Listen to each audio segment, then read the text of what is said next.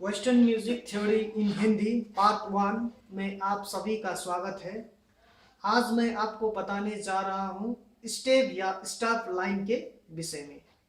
पहले आपको बता दूं कि स्टेप या स्टॉप लाइन्स क्या होती है।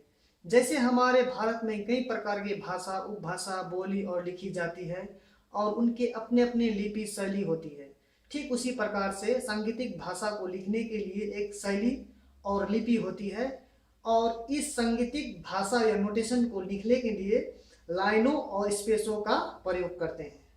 चलिए आइए मैं आपको बताता हूँ कि नोटेशन को कैसे पढ़ा जाए और समझा जाए। इस स्टेप लाइंस में सबसे पहले number 1, number 2, number 3, number 4, number 5 यहाँ पर मैंने दर्शाए हैं कि 1 यहाँ है, 2, 3, 4, 5 और पहला स्पेस, दूसरा स्पेस, तीसरा, चौथा स्पेस। आप इसको मैंने इस सभी में मैंने अल्फ़ाबेट कुछ डाले हैं। आपको इसको समझना होगा कि हमने क्यों डाले हैं। और लाइंस में अपना अपना अल्फ़ाबेट है और स्पेस में अपना अपना अल्फ़ाबेट है। आपको ये सब अल्फ़ाबेट याद करने होंगे ताकि आप इस टाइप के नोटेशन को आसानी से समझ सकें और बता सकें। चलिए तो आपको बताते हैं। अब पहला लाइन जो है उसको हम ई कहते हैं, दूसरा लाइन को जी कहते हैं, तीसरा लाइन को बी कहते हैं, चौथा लाइन को डी कहते हैं और 5 लाइन को क्या बोलेंगे, एफ। उसी प्रकार से फर्स्ट स्पेस को एफ बोलेंगे, सेकंड स्पेस को ए, थर्ड स्पेस को सी, फोर्थ स्पेस को ई बोलेंगे। ये हमें क्यों सीखना जरूरी है? क्योंकि इसके माध्यम से ही हम कोई भी नोटेशन को आसानी से समझ सकते हैं और उसको पहचान सकते हैं। अब यहाँ पर देखिए बहुत सारा नोटेशन दिया हुआ है। आप इसको कैसे समझेंगे?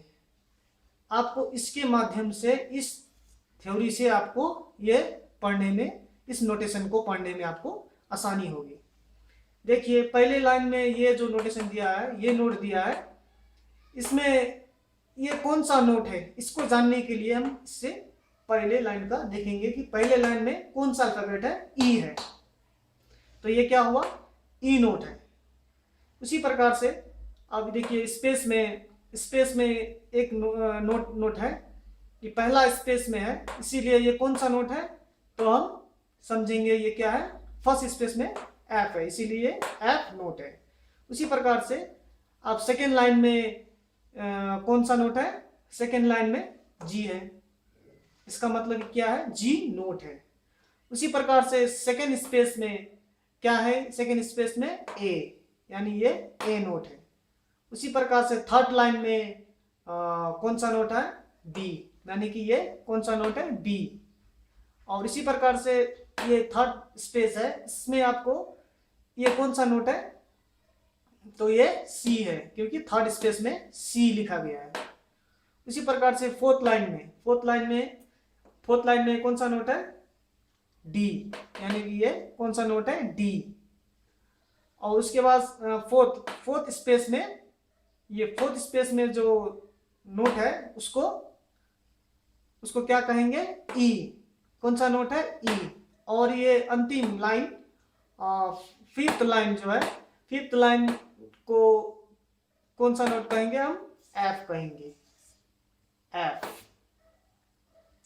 आप समझ गए होंगे कि नोटेशन को कैसे पढ़ा जाता है, कैसे समझा जाता है और इस प्रकार से आप कोई भी नोट को आसानी से पहचान सकते हैं, उसको कहीं भी, कोई भी इंस्ट्रूमेंट में आप इसको प्ले कर सकते हैं। आज के लिए इतना ही, धन्यवाद। अगली थ्योरी में आपको कुछ नया लेके आऊँगा। आशा करता हूँ आपको पसंद आया होगा। धन्यवाद।